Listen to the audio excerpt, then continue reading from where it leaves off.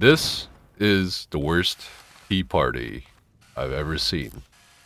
Speaking of tea, this is about tea, and it's bizarre. It's a bizarre story, and I actually am part of this little fabric, like the story fabric here, because you know we're considered media for PAX East, so our name shows up on the mailing list, I guess, and companies send us mails for appointments for PAX East.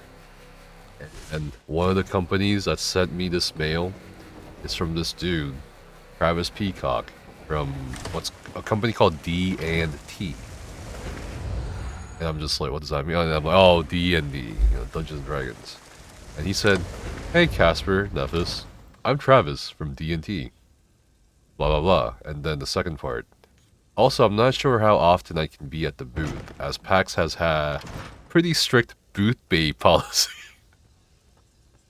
And I don't know if my handsomeness is gonna get me in trouble.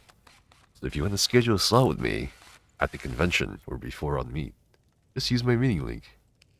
And I was like, I showed this email to Becca, my girlfriend, and we were just like, this email did not pass the vibe check.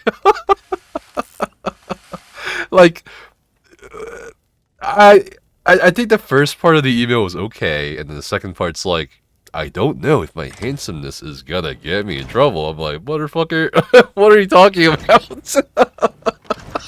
Are you selling tea or are you selling yourself? Oh my god. And we looked him up because I was joking about this email with Becca. And he looks apparently this is him from the website, I guess, the website info. Yeah. And I was like, I don't know. I don't know. This is such a strange email. Would you date him? Would you date him? Me? Anyone? Absolutely. I might date not. him. I'm just kidding. No. Anyway, I'm bringing this up because this is freaky as shit to me because it's fucking, I don't know, it's like tragic and funny at the same time in some ways. So this content creator called Pink Vapor Gaming tweeted out, being a woman in this industry is so difficult and frustrating. I just got home from PAX East and was super excited to work with a company. Little to find out I can't even be looked at seriously in a business meeting. Don't ask your clients out on dates, please. And these text messages, bro. I mean, it's like, hey, yeah, this is Travis on my personal phone, and I'm just like, I looked at this part and I was like, wait a minute, what's going on here? Why did it shift from text messaging between two company lines, essentially two company phones, and then he switches over to the personal phone line? What? Would you like to do dinner in Chicago? Yeah, I'd love to. Lovely. I'm there Wednesday to Monday. We can plan something more specific a little closer. Smiley face. I really enjoyed your vibes. This is like a red flag. Alright? And then the next text message is like, blah blah, I'll be in town. I'll be staying across from blah blah blah, and then just having a conversation. Also, I hope it's okay to bring one of my editors with. I think it would be cool for her to get to know the brand too when editing my videos. His name is also, I was asking you to dinner as a more personal dinner, like a date. Upside down smiley face. What does that mean? What does the upside down smiley face mean? However, I'm pretty down for whatever. The streamer's like, I'm actually currently in a committed relationship. Also, I'm no longer interested in working with you. I mean, good on her, honestly. Like, just yeah, honestly, that's exactly what she should say in this situation. And he said, I'm really sorry for the confusion. X was like, I'm pretty sure she was flirting with you. And I was explaining it didn't seem very professional, but he suggested I make it clear. I was texting personally. Obviously, I'm incredibly embarrassed and sorry for the miscommunication. I totally understand. Okay, so let me break this down. Because, like, it's such a weird situation to me. Because I feel like there's so many weird things with this. So it's like the content creator basically reaches out to the company for a business proposal. And that somehow turns into a date bro, like, I don't understand. Like, it's just not professional. Well, first, it's not professional at all. Never, you know what I mean? Not even Not, remotely. not even remotely, you know? Secondly, it's kind of like, well, what? I don't, it just gives me just really creepo vibes, bro. And, you know, yeah, so I looked at this and I realized, like, after I read some of the thread, who they were talking about. And it's the same guy who sent me the email. I was like, we had such bad vibes about this email, and then it turns out after the convention, after PAX East, after these two met face to face, which is the bizarre thing to me, because like I get people being really weird and shit over the internet, like long distance, you don't see face to face, but this guy goes for it after meeting someone face to face on the tangent away from business. It's so weird. Like, I don't know, and so the company's like selling tea. So yeah, whatever. I guess Dungeons and Dragons themed. And I actually looked at the website after this happened, right? And then I also shared my email in this thread too, which is funny. And on the website it says things like "Be bold, be honest, do better." You can't make the shit. Like the jokes write themselves. You can't make the shit up. Like what the fuck? Anyway, let's see what the bio is on the website, and this is also the weird part with this thing, right? Travis initially came up with the name D&T and then had to build the entire company around the name. Travis likes playing games with his two kids, Finn and Ellie, and trying to always be there for his partner.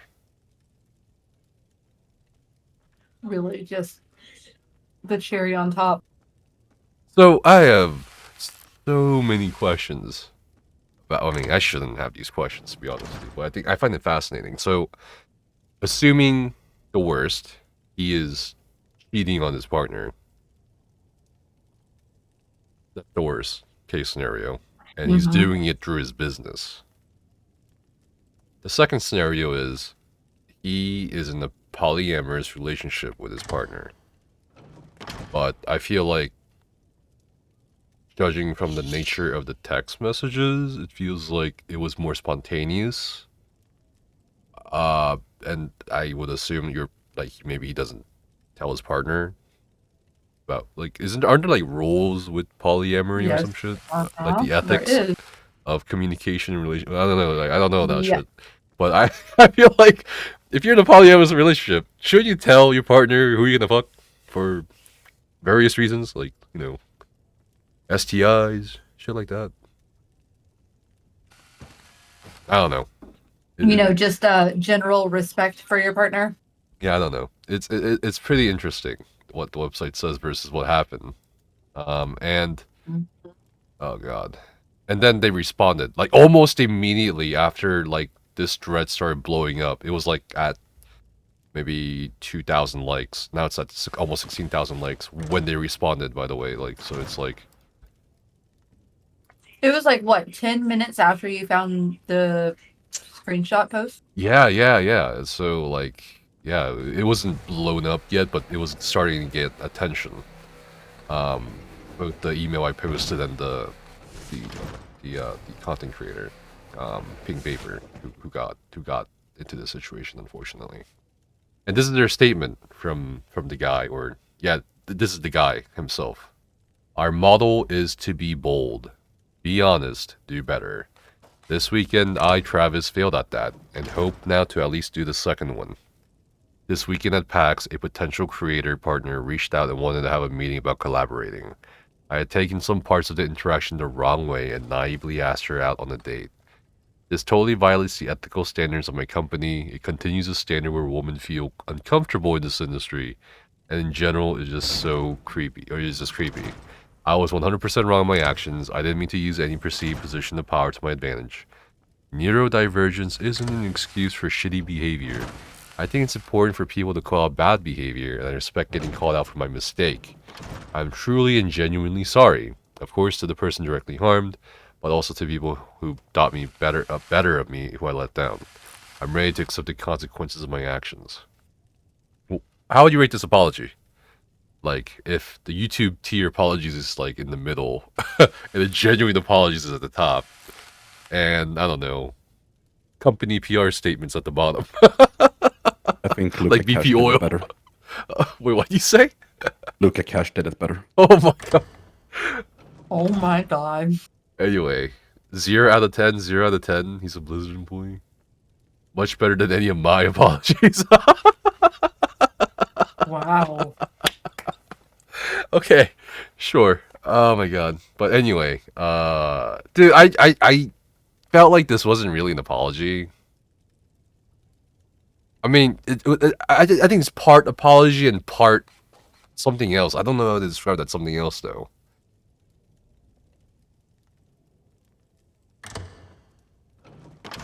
I don't know, like, but anyway, like someone responded to this statement, and it's one of the biggest goddamn ratios I've ever seen. You know, because 75 likes for the original post, over 1,200 likes for this post, and this person's completely right. If neurodivergence isn't an excuse, then why mention it here? Why say your business partner said she was flirting? Why ask a client on a date when publicly your bio lists a partner?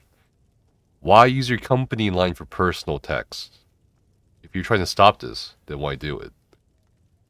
Dude, this was such a banger fucking tweet, not gonna lie, because it's like, it's completely hit every point on that. like the most succinct form possible. It's fucking, I don't know, like, and then as the day went on, because this happened last night and is continuing throughout this day, today, something happened. This is what I shared. The person called TinyChaosMouse on Twitter said, he tried to hire me as a sensitivity consultant to help untarnish his name. And like, she's just started posting the receipts. My god. God, like, this looks so bad. Like, so bad. Because, you know, Becca, we were talking about this last night. And how, you thought, like, these kinds of people, like, are repeat offenders. So, like, this is probably not the first time it happened. And guess what? It's not the first time it's happened. I called it. Yeah, I should. You know, maybe women are onto something here. All right, but before COVID, so this guy's like texting this consultant. Before COVID, before a lot of things, I was accused of sexual harassment by a few people, and then he's just trying to explain it. I don't know, like, I don't know. Some parts feel a bit too sensitive here.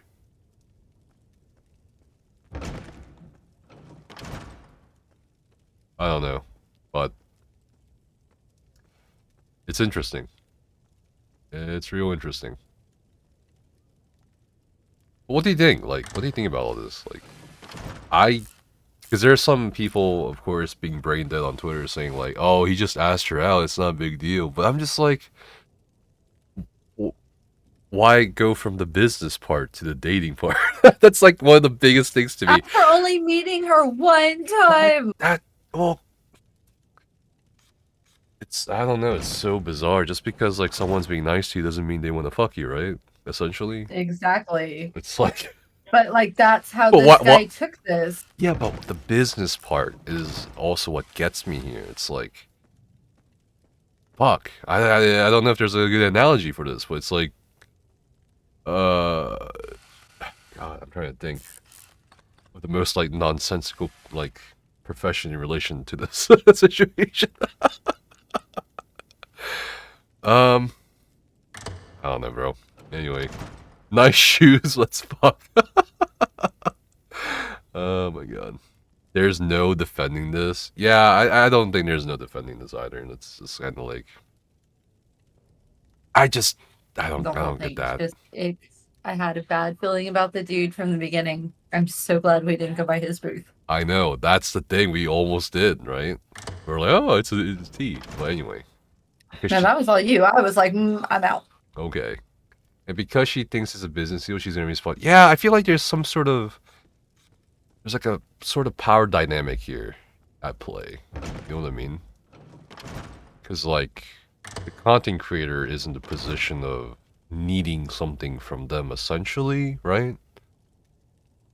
I don't know. It's like Yeah. it's just a little creepy to me. I don't know. Shit. I just don't understand how it goes from business to you wanna fuck or you wanna date. I don't know. Like it's just super weird to me. Super weird. But apparently it's really common. A little creepy. No, it's creepy.